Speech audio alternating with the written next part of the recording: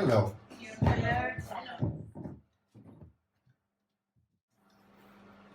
One. Okay, I want to quickly introduce myself. I'm Chef Thomas from a place formerly called That Little Wine Bar. And I'm very proud of my profession. I know my shit. I am actually the chef who made Gordon Ramsay laugh. Because I told him, I said, Gordon, I forgot more about cooking than you ever learned. Guys, all the shit I'm making up tonight is true. So when I took this gig to be on stage on Valentine's Day, people told me, Thomas, it's Valentine's Day, be nice. But I'm a chef. We don't do nice. We work when other people get laid.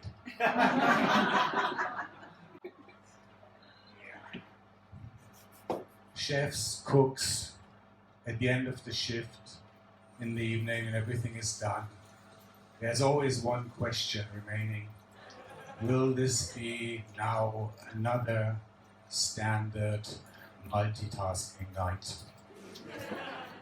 Multitasking in Malaysia involves a 6-pack of beer, Tiger, box of cigarettes, optional, a computer with a VPN.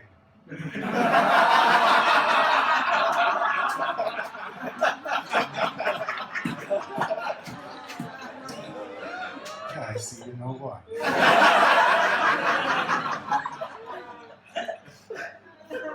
So, in the kitchen, Valentine's Day is not called Valentine's Day, it's called V-Day. And V-Day stands for Vagina Day. The Vagina Day. The day where pussy comes at a premium price. A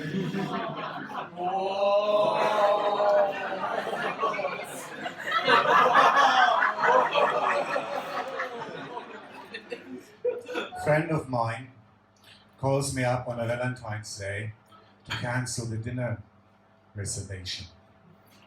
And I say, what happened? And he said, well, I'm just off the phone with my girlfriend and it's enough, it's enough. She wanted to know how expensive the dinner would be, how many presents I bought her, and whether there was a ring with his presents.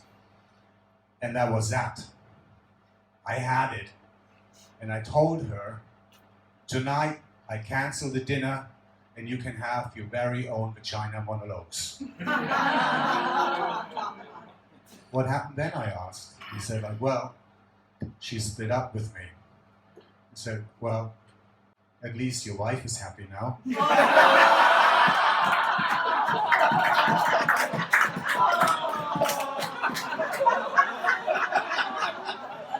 And he said, which one?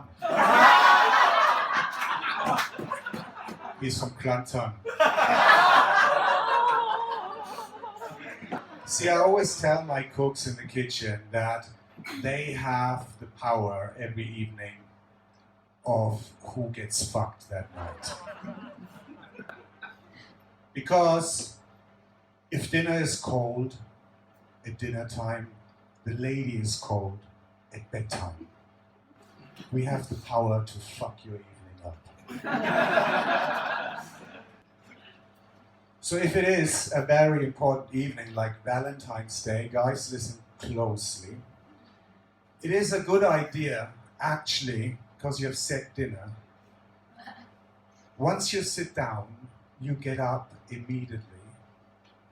You pass by the waiter who waits on your table and you slip him a 50 ringgit note. On the way to the toilet, you pass the kitchen and you slip them some money as well. You might say, fuck, that's expensive. Yeah, and prostitutes come to mind. Sure, you don't have to feed prostitutes. but it will be worth it because there's nothing worse than an addictive, disgruntled chef. And that's why tonight I want to tell you the story of Pizza Asshole on Valentine's Day. Pizza Asshole was a regular customer who came every week with a different woman. And he tried to impress these women all the time by not ordering exactly what was on the menu. And that doesn't go very well down in a kitchen, right? So for example, when he ordered a pizza, he said like, oh, ham and mushroom pizza, forget about the mushrooms, give me some olives and forget about the ham, give me some red pepper, you know, you get the picture.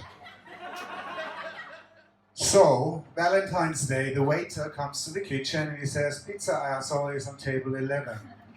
And he doesn't like the set dinner. He wants to have rotisserie chicken. That moment, my sous chef pulls me on my sleeve, pulls me back and said, Chef, we can do that, okay? I have one chicken thigh left, and it's Valentine's Day. Just be nice, we can do that.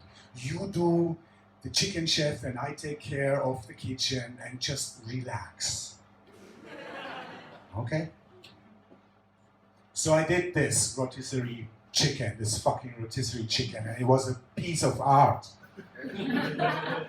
It had a golden brown skin that was crispy, and when you pricked it, you know, the liquids came out clear. It was amazing.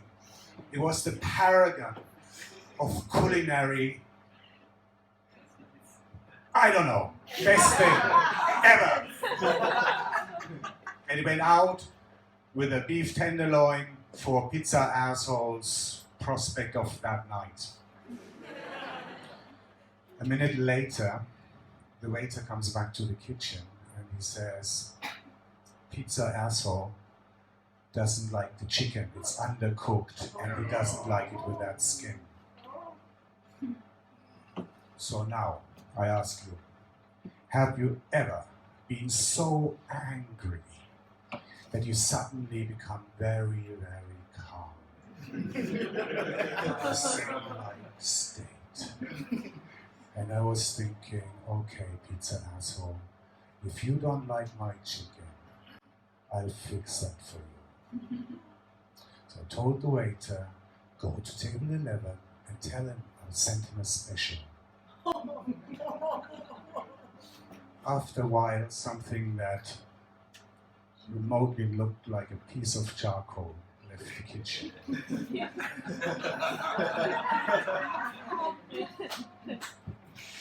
The waiter came back. Pizza Asshole wants to talk to you. And I thought, okay, this is gonna be fun. Shall I 86 him or shall I 69 him? So that's kitchen talk, right? 86 means to kick somebody out, and 69 means to pay the customer lip service. Meaning talking to the customer, being nice. Me.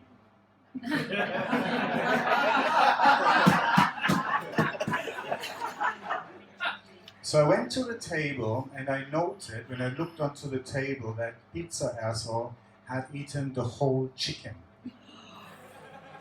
And the beef tenderloin was 3/4 eaten already. So he looks at me and he says, you know, the second time round, the chicken was actually really good.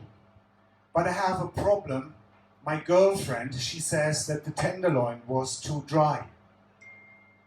Same. I said, Ma'am, is that correct? Is that right? And she says, boy, it was dry and it was very chewy. I couldn't eat it. So firstly, I don't like to get called boy by anybody. And secondly, she ate 3/4 of this fucking tenderloin already. Calm, I thought. Calm. Be nice.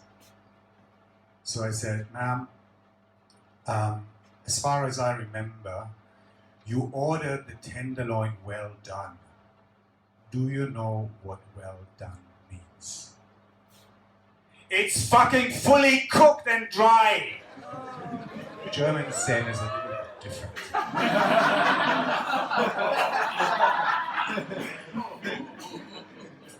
And I said, if you and your boyfriend have a problem with your loins being too dry, like your grandmother's pussy, then maybe you ask him to spray some of his gravy over it to make it juicy. And with that, I left the table. And with that, I knew Pizza Asshole wasn't getting any action tonight. Bonne chance. Thank you very much.